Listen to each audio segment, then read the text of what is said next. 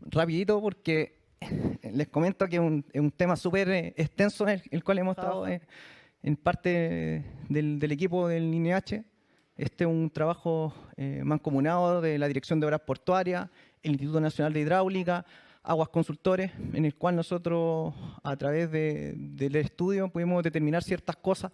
Si bien el título de la canción es El diagnóstico de Playa La Serena, esto es mucho más allá que un diagnóstico de solamente la Playa La Serena.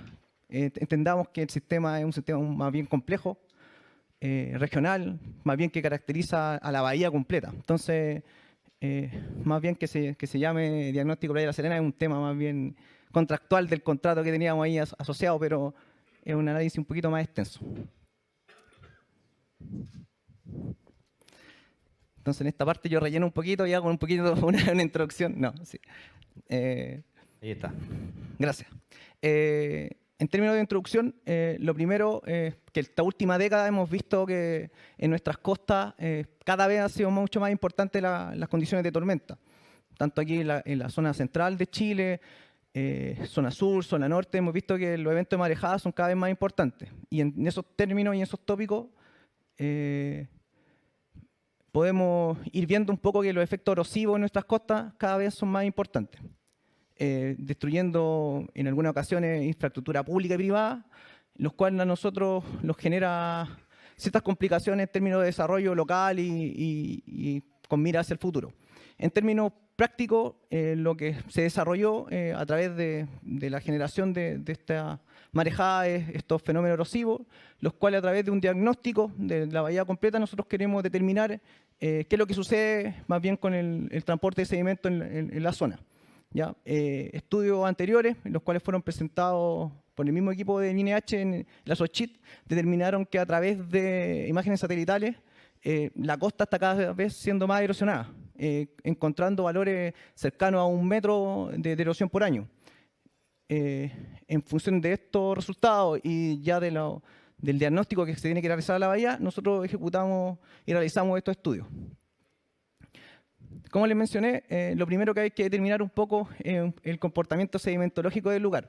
En términos de sedimentología, podemos ver y clasificar un poco a la bahía de Coquimbo como una celda litoral, que es una de las primeras hipótesis que se generó dentro del trabajo. Al ser una celda litoral, quiere decir que no hay transporte de sedimentos desde otro lugar hacia la área de la bahía. En función de eso, nosotros determinamos que hay ciertos aportes que vienen determinados por la descarga de agua dulce de los ríos. También pueden ser a través de acantilados, ¿cierto? Costeros, que en la zona, si uno verifica a través de Google o ha ido al lugar, es más bien rocosa en los bordes, ¿cierto? Tanto en la península de Punta Teatino como en la península de Coquimbo, ¿cierto? Y los aportes naturales para este estudio se consideraron más bien nulos, ¿ya? Recuerden que esto es un diagnóstico, se pueden generar muchas cosas más y mayores estudios, pero para poder abordarlo y acotarlo un poco a nuestra realidad con los insumos que teníamos, ¿cierto? En términos de sumideros o para donde se pueden ir eliminando, perdiendo sedimentos, tenemos cañones sumergidos que pueden existir. En el concepto de la bahía no hay ninguno, yo lo nombro para que se sepa a nivel conceptual. Además de un transporte longitudinal que se ve en las costas debido a la acción del oleaje, tenemos transporte eólico y transporte transversal. ¿Ya? Que ahí es importante nombrar que se analizaron la profundidad de cierre de la bahía a lo largo de toda la costa para poder determinar hasta qué lugar, hasta qué punto la acción del sedimento es importante.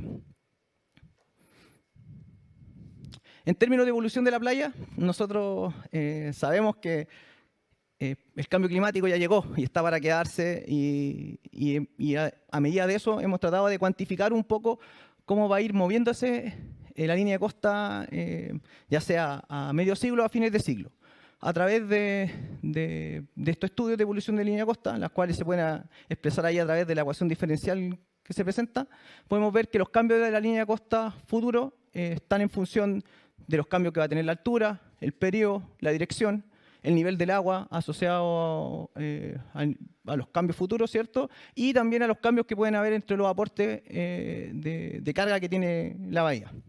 Para poder analizar el método de evolución de la playa, se analizarán tanto en perfil como en planta, a través de la regla de Brum en perfil y en planta a través de la parábola de Chu. En términos de estudio, para poder generar todo en la base de datos y todos los datos para analizar, se analizaron modelaciones numéricas de 40 años con el modelo numérico SWAN y se utilizaron como forzantes datos de modelación numérica de WebWatch 3 y datos de viento de la NOAA.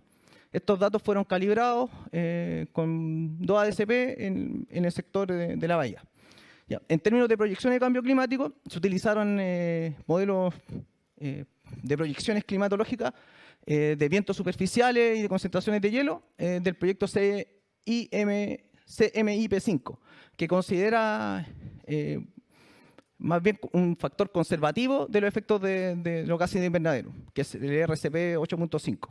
En estos estudios, los compañeros, y lo trabajamos también con, ahí nombrar, no sé si está el César, no está el César, que lo ayudó un poco con los inputs para poder generar estas modelaciones. De los resultados de estas modelaciones, fueron propagados a 50 nodos hacia la costa a través de un método de transferencia espectral basado en Camus, que fue publicado en el año 2011, en toda la bahía. Además, se desarrollaron modelos de corriente para escenarios de clima medio, escenarios extremos, que por ejemplo el evento de 2015, que está asociado a un periodo de retorno aproximado de 100 años. En términos hidrológicos, se tomaron 3 estaciones proporcionadas por la Dirección General de Agua a lo largo del río. 2 estaciones se encuentran agua abajo del envase Puclaro y una agua arriba. A través de estos resultados se pudo determinar un poco la cantidad de sedimento que llega un poco a la bahía de Coquimbo. Además de eso, se calculó el transporte eólico en función de datos obtenidos en agua profunda, que fue los datos que teníamos, en realidad que son a los menos 30 sur y a 71 oeste, y se utilizaron las formulaciones empleadas por el Coastal Engineering Manual en la parte de sedimento para poder determinar cuánta cantidad de sedimento era transportado por efectos del viento.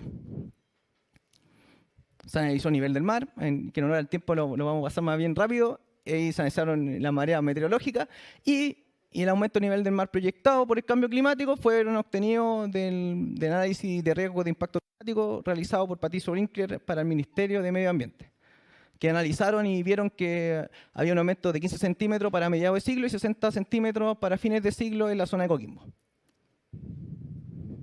La línea de costa, como le hablé, este estudio anterior que realizado por el instituto, se otorgó que tenía variaciones en la zona de la playa de Serena entre 28 centímetros y 1,20 metros por año de cambio de la línea de costa desde 1995 al 2020, siendo estos cambios mucho más rotundos o más importantes en los últimos 10 años, debido a efectos de la mega sequía y otros efectos que vamos a comentar más adelante.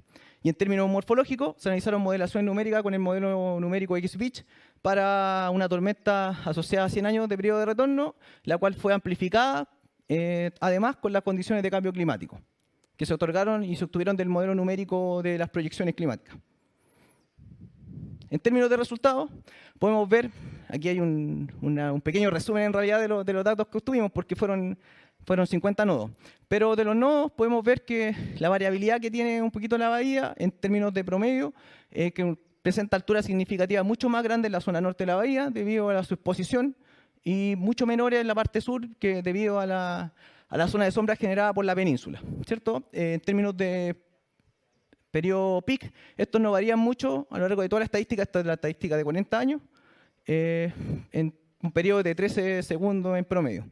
La dirección peak también ahí se pueden ver, no sé si se nota mucho, pero ahí en esa pequeña rosa, que a medida que se ve desde el norte hacia el sur de la bahía, esto ya cada vez se encuentra más perpendicular a la línea de costa, siendo asociado más bien a términos batimétricos del fenómeno mismo de propagación. Ya, y por otra parte, que también lo mencioné, se calculó la profundidad de cierre, que la profundidad de cierre es como la profundidad mínima en la cual todavía existen procesos litorales o de transporte sedimentológico, en la cuales pueden ver que varía en la zona norte de 5 metros, 7 metros en la zona más norte central y 3 a 2 metros de profundidad en la zona sur. Esto es un valor importante porque con este valor nosotros determinamos hasta qué punto hay movimiento de sedimento hacia aguas profundas. En términos de proyecciones climatológicas, podemos ver que el flujo medio de energía obtenido de las proyecciones climatológicas de 6 modelos numéricos no varían mucho, tanto para mediados y fines de siglo, con respecto a nuestro dato histórico. Históricamente, el flujo medio de energía es 256 y los cambios que vemos del orden de 0.2 grados, 0.3 grados, tanto para mediados y fines de siglo. Recuerden que el flujo medio de energía es en función tanto de la altura como del periodo. A ver si... Ahí sí me ayudan a ver. Aquí voy a mostrar un videito. Hicimos varias corridas en realidad con el software Telemap para ver un poco la distribución de las corrientes y determinar un poco los patrones que tiene. Este es un ejemplo de un periodo de retorno de 100 años y que lo que ocurrió para el evento del 8 de agosto. 3 minutos. Muchas gracias. Me voy a apurar entonces un poquito y ahí se pueden ver en realidad que los patrones de corriente van desde el norte hacia el sur de la bahía y se van intensificándose en función de las condiciones de tormenta.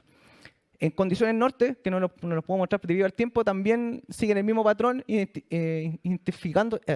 aumentando un poco las corrientes en la zona sur de la bahía. Pero el patrón sigue siendo el mismo. En términos sedimentológicos, se separó un poco en 3 periodos, que está el periodo antes del embalse pulcraro, después del embalse pulcraro y posterior o en el periodo de la mega sequía. En términos de aporte sedimentológico hacia la bahía, podemos ver que previo al embalse pulcraro teníamos del torno a 200.000 metros cúbicos por año de aporte sedimentológico. Posterior al embalse ya empezó a disminuir entre el año 2000 al 2010 en un orden de magnitud. Ya teníamos 34.000 metros cúbicos por año. Pero posterior a eso, ya del 2010 a la fecha del estudio, que fue el 2017, los aportes eran mucho menores, asociados ya a 2.000, 3.000 metros cúbicos por año. Esto me imagino que debe haber cambiado, estos datos son nuevos, con las últimas precipitaciones de este año deberían haber aumentado un poco el gasto total de sedimento en la bahía. Esos valores hay que tenerlos bien en consideración, eso para que después vean el balance sedimentológico que nos dio. Me salté una. En términos de transporte eólico, vemos que tenemos valores de 38.000 metros cúbicos por año. Este valor, si lo comparan con el valor de los aportes, es mucho más grande. A ver si me pueden ayudar ahí con el videito, va a hacerlo un poquito... Ahí, le doy. Ese video muestra un poco cómo se comporta la bahía en condición de viento norte. Ya podemos ver en realidad cómo se escapa un poquito ahí de la costa todo este sedimento. Por eso es importante a veces hacer medidas de mitigación o no ir tan avanzando antropogénicamente hacia nuestras costas. En términos de línea avance de la línea de costa, con la metodología planteada, tanto la parábola de Chu como el análisis de perfil de Bloom, podemos ver que los datos, tanto para mediados siglo y fines de siglo, no tienen muchas correlaciones en función de la formulación elegida para ver el cambio en planta de la línea de costa, que en este caso fue Chu. Ya podemos ver que, no sé si se logra ver, ahí voy a parar un poquito. Aquí en la zona central de la bahía tenemos un sistema que tiene descarga continua. Y este tipo de formulación está hecho para un sistema más bien estático, que no tenemos recarga de sedimento al sistema. En términos del análisis de perfil de la costa, podemos ver distintos cambios, pero en promedio, a mediados de siglo, vemos valores de 10 metros a 20 metros de erosión costera, los cuales son mucho más grandes a fines de siglo, que ya tenemos valores que superan los 30 metros en la zona central de la bahía. En términos morfológicos, lo mismo. Vemos que se hicieron las modelaciones con el modelo XFISH, con un periodo de retorno de 100 años, aumentado con el pronóstico climatológico para fines y mediados de siglo. En ello se puede ver que el sedimento no se escapa hacia aguas profundas, que es lo más importante. Eso se puede ver ahí con la línea rojiza puntiaguda, en la cual muestra la profundidad de cierre, que era el límite en el cual nosotros teníamos para poder tener intercambio de sedimentos. ¿Qué es lo que quiere decir estos resultados? Que cuando hay una tormenta importante, el proceso se puede recuperar. No todo el sedimento que llega a la playa supera esa profundidad, por lo tanto, a medida que va pasando el tiempo, esto se puede recuperar en términos de erosión. En términos de balance, con todo lo que hemos visto y todos estos estudios, podemos hacer un balance de diagnóstico. Lo primero, en el sedimento, en cada uno de los casos, antes del Puclaro, después del Puclaro y en la zona en los años de megasequía, podemos ver que el sedimento no se escapa hacia aguas profundas, que lo corroboramos con el modelo XBeach, pero sí hemos tenido una disminución en la descarga asociada al K2 del río Elqui. Lo otro que hay que comentar, la zona tiene otros afluentes de descarga, que son los dos esteros que están en sus extremos, el Culebrón y el de Punta Teatino. Pero debido a la escasez de información, nosotros lo consideramos en este caso nulo, que se mantienen en equilibrio, ¿ya? Pero vemos sí que el periodo de la mega sequía ya los aportes son del orden de 2.000 metros cúbicos por año, y lo que se estaba llevando por término eólico ya van en 38.000. Entonces no los conversa esto con lo que estamos viendo. Y además, en términos de pérdida de línea de costa, los análisis satelitales han visto que a la fecha se pierden 30.000 o 70.000 metros cúbicos por año. Y si ven los números, como que conversa un poco entre la diferencia que hay entre el transporte eólico y lo que hay de recarga al sistema a través del río. Y con esto termino. Lo primero, decir que el sistema es bien complejo, ¿cierto? En términos de que tiene que haber un sistema de descarga y carga de sedimento hacia distintos sectores, no solamente para la bahía de Coquimbo. Y considerando el cambio climático en las condiciones actuales que estamos y los resultados obtenidos, podemos tener, no sé, retroceso de 30 metros a mediados de siglo y 100 metros a fines de siglo. Esto en una condición, como les digo, no es para alarmarlo, es una condición bien desfavorable, es la condición más desfavorable.